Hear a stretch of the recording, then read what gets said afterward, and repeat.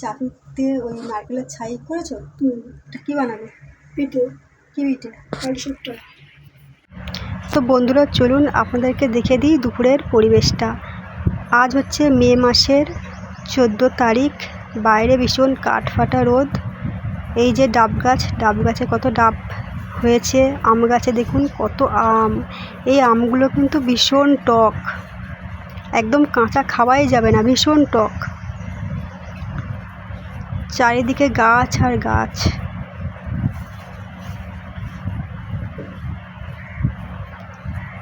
বাইরে ভীষণ রোদ। চলুন কিছু গাছ দেখিয়ে দিই আপনাদেরকে।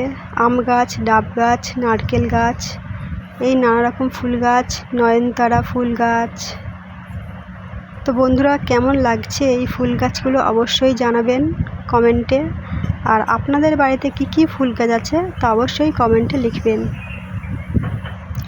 ছোট্ট একটি ডেলি ব্লগ দিচ্ছি আপনাদেরকে। এইটা হচ্ছে আমাদের বাদাম গাছ। এই বাদাম গাছের তলায় ভীষণ ছাওয়া আর ভীষণ হাওয়া, যেমন ছাওয়া তেমন হাওয়া।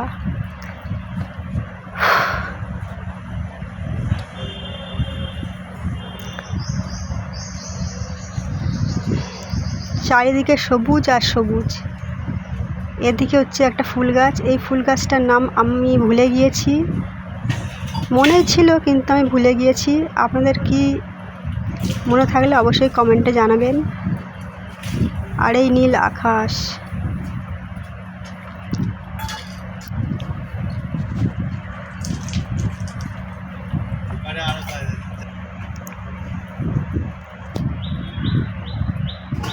এটা হচ্ছে একটা লাউ গাছ হয়েছিল, সবে হয়েছিল, ভাড়া বাঁধা হয়েছিল।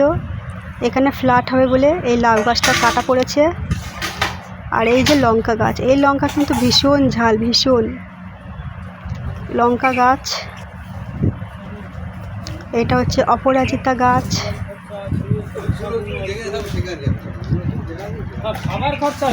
আর এটা হচ্ছে পেঁপে গাছ, অ্যালোভেরা গাছ। আর এটা হচ্ছে আম গাছ।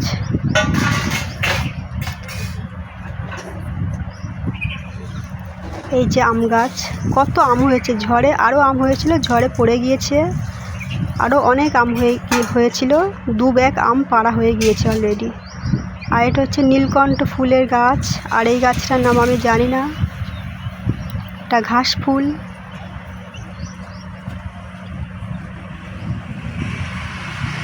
এটা হচ্ছে তুলসী গাছ। সবার ঘরেই তুলসী গাছ থাকে। তুলসী গাছ রাখা কিন্তু সবার ঘরেই রাখা ভালো। এটা বেল ফুল গাছ, সজনে গাছ। আর এটা কি ফুল গাছ আমার জানা নেই। তো বন্ধুরা এদিকে হচ্ছে পাটিসাপটা। প্রথমেই দেখিয়েছিলাম পাটিসাপটা, আবার দেখিয়ে দিই।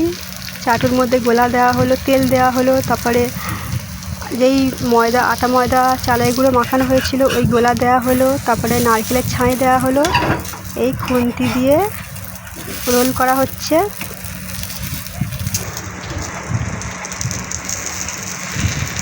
এবারে আরেকটু তেল দিয়ে তুলে নেওয়া হবে। তো বন্ধুরা কেমন লাগলো আপনাদের এই দুপুরের ডেলি ব্লগটা? যদি ভালো লেগে থাকে তবে অবশ্যই আমার পাশে থাকবেন ডেলি ব্লগ দেখার জন্য। সবাইকে অসংখ্য ধন্যবাদ। সবাই সুস্থ থাকবেন আর ভালো থাকবেন। আর বেশি করে ওআরএসের জল খাবেন। ওআরএসের জল না খেলে নুন চিনির জল খাবেন। এই ভিডিওটি আমি এখানেই শেষ করছি। টাটা। আর ভিডিওটি দেখার জন্য সবাইকে থ্যাংক ইউ।